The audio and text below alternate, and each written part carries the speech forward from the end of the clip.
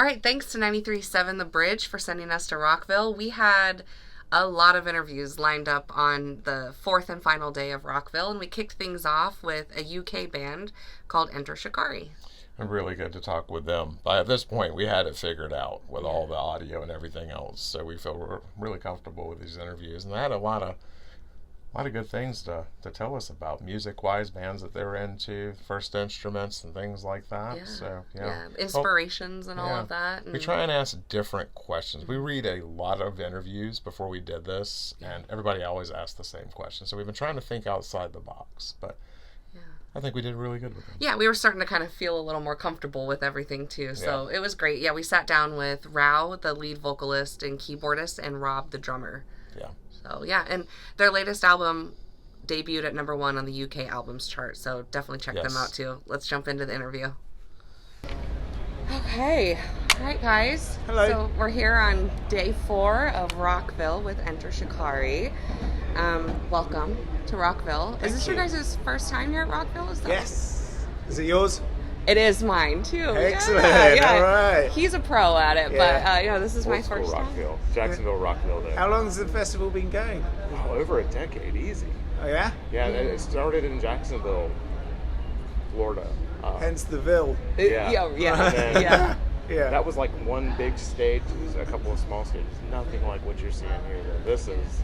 It's really. I think it They've was stepped up their game. Yeah, with like COVID and stuff, I think it was moved down here for logistic purposes, and obviously they were able to grow it with 5 beautiful stages. Yeah, All of what a that. lineup Yeah. as well. Like Amazing. the biggest bands in rock. Yeah. It's great. That's also part And of us. Rockville. Here we are. Yeah, rock. Well, I did want to say congrats on your guys' latest album that did reach #1 on the UK charts. Thank you. That's incredible. Congratulations. We actually celebrated the reaching #1 here in the States. Did you really? So we found out literally as we were on our way to America. We were at the airport, I think, when we got the news. That's incredible. So What'd you do to celebrate? We had a house in where was it? Somewhere in California. I can't remember where. So we were out here playing some shows to promote the new album. We had a house in California because it worked out cheaper than getting hotel rooms for all of us, and so it just ended up being a fun party in this house. A house with party. A house party with a load of friends of ours. Yeah. That's awesome. California dreaming. What a better place, than to celebrate. That's awesome. Well, maybe for some of your newer fans that aren't quite as familiar with Enter Shikari, can you just give us a brief kind of history about how you formed? I understand you guys have been together and producing music for years. Is that right? It is, yeah. We formed in 2003. Me, Rob, and Chris, our bassist, had been in bands since we were like 11. But yeah, Rory joined back then when we were like 16 or something. And yeah, it's just been a bit of a blur ever since. You know, we've got to tour the world and release albums. Just released our seventh, Seventh studio album. Yeah. That's incredible. Yeah, we make music that's very diverse. We were lucky enough to grow up around all sorts of types of music and had all different inspirations, so it comes quite naturally to us to make an amalgamation of all kinds of stuff. And yeah, feel very grateful to still be here. That's amazing. Being so musically inclined at such a young age and all of that, was there a particular song or album or band that really inspired you to pick up your instruments and to sing? And what was that? When we first got together, when we were about 12 years old, we were playing a lot of covers together. It was a lot of Beatles, playing Oasis, Stereophonics. What were the other classics that we'd... a lot of indie, wasn't it? Britpop. Britpop and indie music. Yeah. I was inspired by Glenn Miller and Louis Armstrong to pick up the trumpet. That was the first instrument I played when I was like 8 or something. That's so cool. So they were my first musical heroes. Very cool. Mine was Mitch Mitchell, who played the drums with Jimi Hendrix. Right He on. was the first one that got me into drumming. Very cool.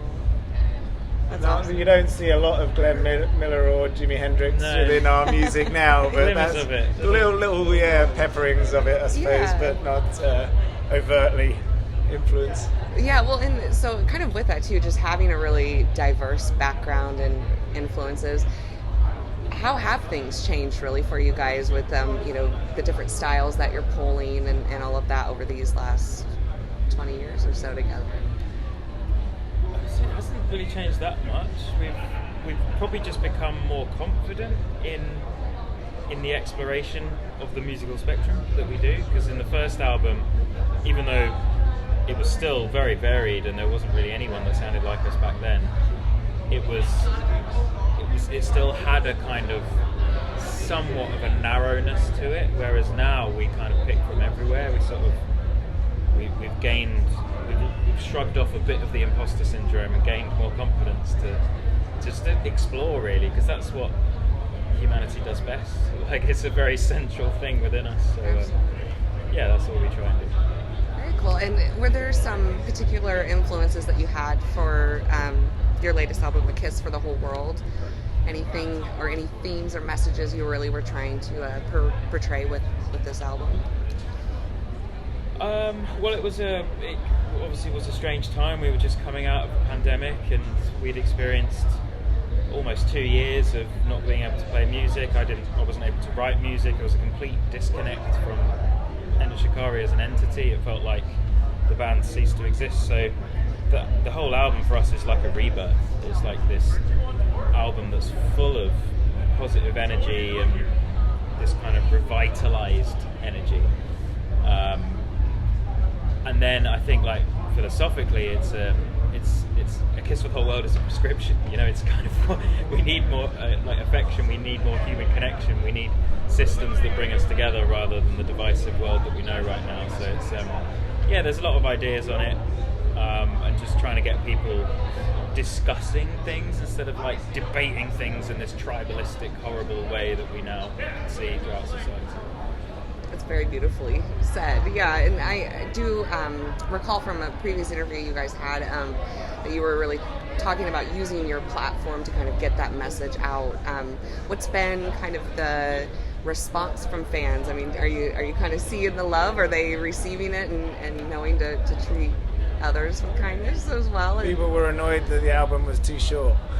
So that's clearly well, that's a good thing, that's right? clearly a good sign, Yeah. right? They liked it so much they wanted more of it. Yeah. But yeah, no, I mean, sort of, as far as lyrical content goes, Rou's always been an excellent lyric writer and lyricist, writing lyrics that aren't just skin deep, sort of that have sort of depth and breadth to them, and sort of tackle subjects that a lot of people don't. And so I think the majority of our fan base now understand that, and like, I don't know if they expect it, might not be the right word, but certainly appreciate it and aren't scared to hear lyrics that make them think a little bit more. So yeah, it's done us well, and it's put us into a good place because it means that we can really talk about how we feel about what we see around us, and it not just get thrown back in our faces with just stick to the music or whatever. Although even though we still do get that every now and then, it's like, seriously, we've been like speaking about this kind of stuff for 20 years, and now you're going to come back to us and say, "Oh, just stick to the music." We are sticking to the music. Yeah, I think that's just some internet trolls. Yeah, That's, that's all it is. But so, and with that too, I mean, you mentioned like songwriting and lyrics and stuff, and what is your creative process like as a band when you are putting together songwriting, the rock style, the electronic styles? Like, how do you guys all put that together to make it cohesive? Well, yeah, basically I'll write a demo or get an idea down onto paper, and then we'll just like flesh it out all together. And I think because we all grew up with so many different scenes on our doorstep, we were spoiled. We grew up in North London, where there's just it's such a multicultural city. There's so many amazing styles of music that were kind of birthed in and around there, or at least brought in, and now have really a hub there. So therefore it's just a very natural process for us. It's not something we really have to think about too much. It just is how it kind of comes out. And I'm sure that's also a testament to being childhood friends and knowing each other, playing Yeah. together for so many years, and Yeah, you know. there's a lot of that kind of communication that's known without having to communicate. You know, we all have a similar idea, I think, of what we're trying to achieve here and the music we want to make. And it's fun also, like when we each individually discover new music and we can bring it to each other, knowing that like the others are going to appreciate it because we know each other so well. And Yeah. we're like, oh, listen to this band I've just discovered, or like if we're in the dressing room or something, and you know we'll put something on. It's like, oh, this is cool. What's this? And so we're Yeah. still very excited to share those things with each other. Yeah, along those lines too, like what are some things that you guys are listening to right now on repeat, whether it's new or old? Is there something that you could recommend to us? Well, there's a band that I've been listening to recently from the UK called Nubian Twist, who are sort of they're got a very energetic kind of world music vibe to them. The percussion in it is fantastic, and there's a lot of funk and soul, and there's some hip hop in there, but there's a lot of kind of like Latin American kind of rhythmic stuff going on. I haven't actually played you any yet, but they're fucking awesome, and I will. So yeah, they're Nubian Twists. They've just last week released a new album. Are they like relatively new to the scene, or have they been around for a bit? I haven't heard of So them. there's quite a few members to them. There's the two original members, I believe, that have been doing it for maybe 10 years, but then they've recently got a new singer involved. It's really sort of quite an eclectic mix of musicians that bring their own flavours to it. Very cool. It's nothing like what we play, but it's fantastic. Yeah, that's incredible. Anything for you that's new or old that's on repeat or you're digging right now? Well, I'm trying to stay awake and fight the jet lag, so I'm listening to a lot of up-tempo stuff. We're actually just talking a little while ago as well about drum and bass and how it's being received over here now. It's a huge style of music in the UK and Europe, and it feels like it's making waves out here a bit more. So maybe as a real broad spectrum, I would say listen to Headaches, London Electricity, and Metric, and that'll give you a nice sampling. Yeah. Very cool. Today we're actually sharing a dressing room with some other Brits called Bob Villain, Oh yeah. who are very good and have just released a new album. So check them out as well if you don't already know them. Yeah, no, yeah, we did see they were on the lineup, but we weren't able to catch them yet. But appreciate the recommendations. We're always looking for good new music, whether as long as it's new to us. We love exploring it. Even we had some really good friends of ours a couple years ago introduced us to Jamie T, and we're like, yeah, we like this guy too. So he's been fun to kind of check out too. So we love discovering new things to us, and so. Yeah, how are we doing on time? I was probably right. Okay, cool. Yeah, I do want to be respectful of your guys' time. I know you have a lot going on. So I guess a couple quick questions just to wrap up. As world traveling, and I forgot to mention too, we're full-time RV travelers, so we've been traveling around this beautiful country in our tour bus, checking everything out, and so we're getting to really know the country. You live on it? We do. Full time? Yes. Wow, that's amazing. 16 months now. Yeah. Wow. So we've been exploring and learning things about our country that we didn't know. But for you guys as world touring artists, how do you spend free time when you go to new places? Are you able to get out and enjoy the local It fare? really depends on where you are. Like a lot of the time, if we've got a day off, then we're in the cheapest hotel we can find, which is in the middle of nowhere on the outskirts of town kind of thing. Yeah.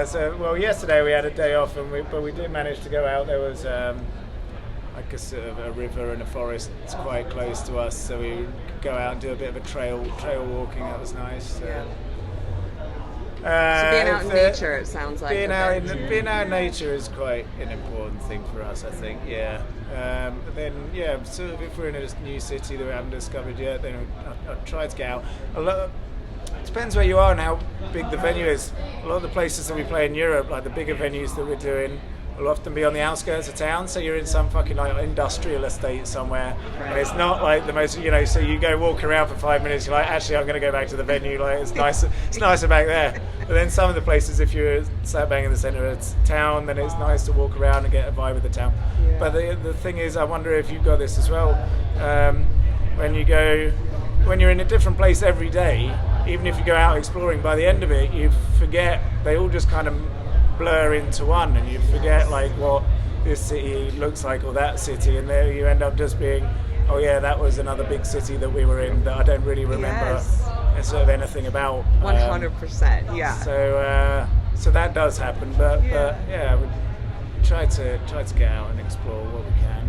Learn about the area that we're in. I'm a big food lover, so if there's a local delicacy, then I'm there for it. Yeah, the same with us too. That and craft beer for us. But right. But even just coming around a corner right outside of Daytona Speedway here too, Bert says to me, "Have we been here before? Like this looks too familiar." And I'm like, "This must have been another city. I don't know." Yeah. So yeah, absolutely, some things do blend together for sure. So all right, well, and last question for you guys too. What's on the horizon that you're most excited about? Is it touring? Are you guys already diving into preparing for the next album, or what's exciting that you're looking forward to? I'm pretty excited to get back home and see the growth of my plants. Because spring is all happening. Yeah. Got Absolutely. all sorts of veg. How long have you been away? Not very long. We're only away. This tour's like a week and a half. So, well, but in plant terms, that's a lot. They're gonna get home and they're gonna be like shot up. So that's gonna be fun. Or burnt to a crisp because they haven't been watered. Yes. Yes. Well, you'll find out soon. As for work, we've just released an accompaniment album to A Kiss for the Whole World, which is a lot of live versions of the songs. There's a couple of remixes on there, also bits and pieces that we've been putting together over the last year since the release of the album. And touring wise, we're coming back here in October and November for a big headline tour with our British friends Uni at 6. So very much looking forward to that. They're going to be some bigger venues than we've done out here in the past, so hopefully that means that we will have the budget and space on stage for a bit more production this time, because we haven't really had the opportunity to do that so much out here. Yeah. So looking forward to that. Yeah, I did see too that you guys were really excited kind of about that production element and really being able to kind of add that into the set. Yeah. Certainly in Europe, like we were able to go all out with it, and it feels as much an extension of our creativity as the music is by that point.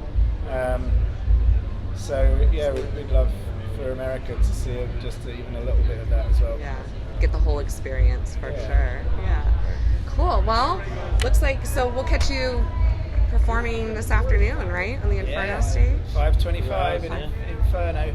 Fantastic. All right. Well, Enter Shikari, guys. Thank you both for your time. I really appreciate it. You're welcome. Thank you.